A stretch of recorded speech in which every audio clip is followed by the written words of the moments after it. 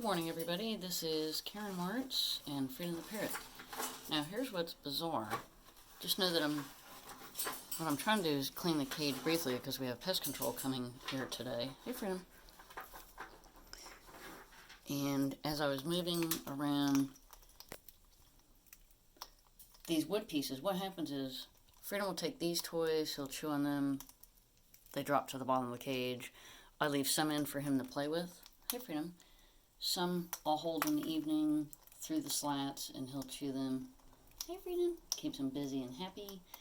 And then others, if it's a small piece,